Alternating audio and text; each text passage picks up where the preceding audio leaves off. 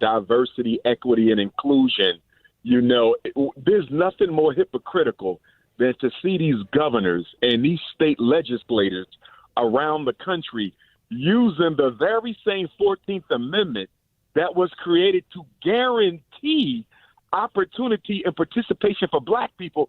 They're using the same amendment that was created to guarantee our participation and opportunity, and they're using it to systemically deny us that exact same opportunity and participation.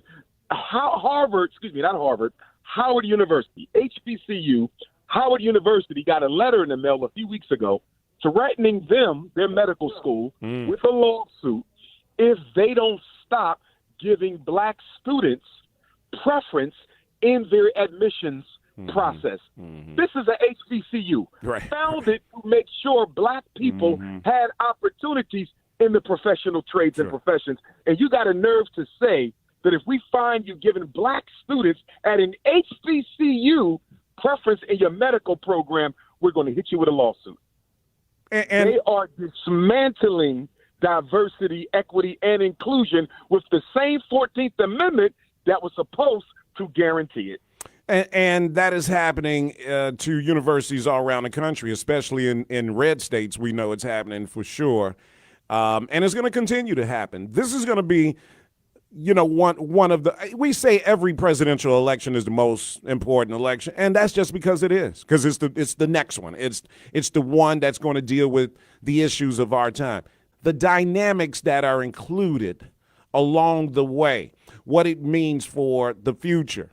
For black people. Supreme Court obviously is going to be locked down like this for a little while because they're all relatively young.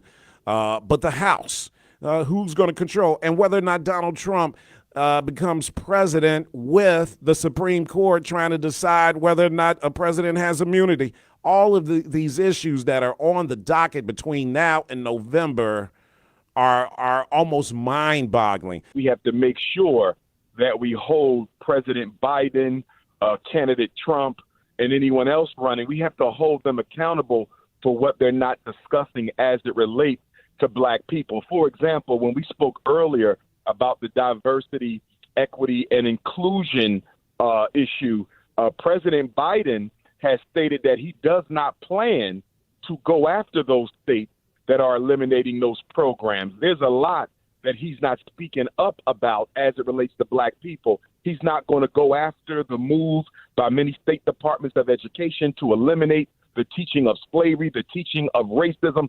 A lot of these rollbacks that are being done by the red states are being done with the president's complicity in that he's not pushing back against them. And need I bring up the migrant crisis in Chicago? I mean, my goodness, brother, man.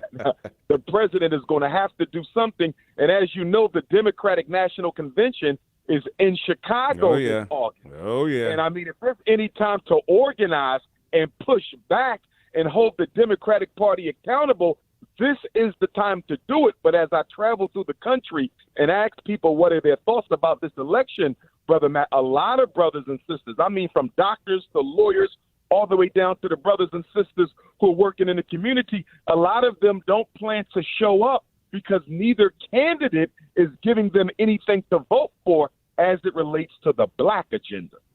I tell you what, if President Biden doesn't tighten up, he's going to lose this election. He can't afford to lose the faith of black people in this country on the issues that you just described, the southern border, the migrant situation in Chicago and New York, wherever black people live, is where the migrant issue is at its most tense.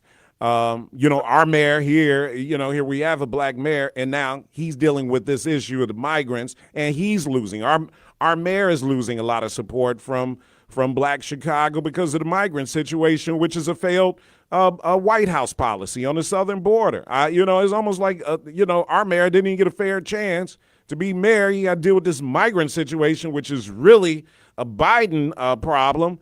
And now he's swimming here, trying to keep his head above water because, his own base, black Chicago, is furious about the migrants. Eric Adams in New York is having the same problem. In the swing states, more importantly, I mean, look, Illinois is going to be a blue state. But we don't know that about Michigan, where a lot of migrants live. We don't know that about Minnesota or Wisconsin.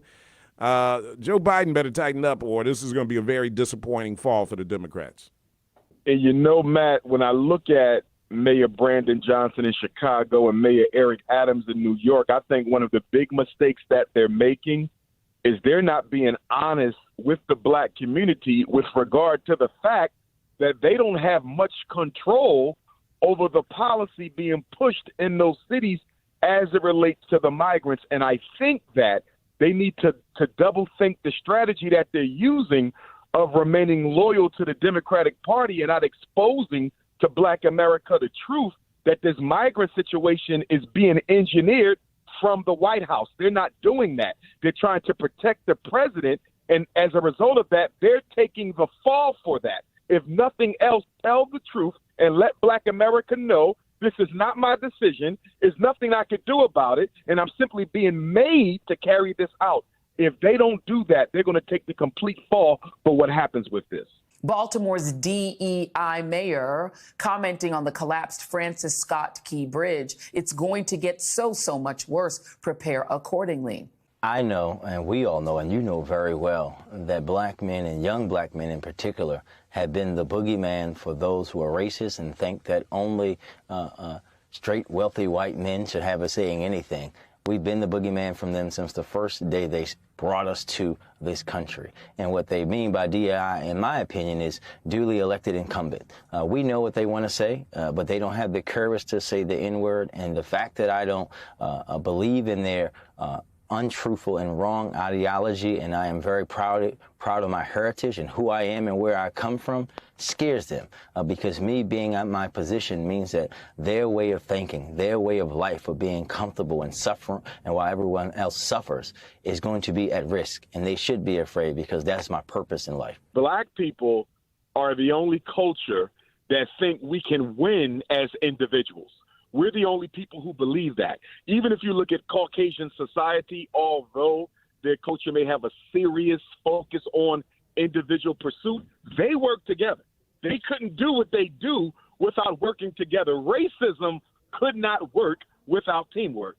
People who think I'm going to win by myself, and I would rather take the gamble and think that I can outsmart racism and systemic disadvantage by myself rather than work with other black people. Stated another way, our self-hatred and our contempt and our lack of trust for other black people has created a mindset where black people would rather go at it alone, Brother Matt, than work with the team. We're almost at the finish line of the renovations of the Frederick Douglass Marcus Garvey Academy, and we're looking to have a grand opening community celebration sometime this summer, and I'll keep you guys posted. All right. That.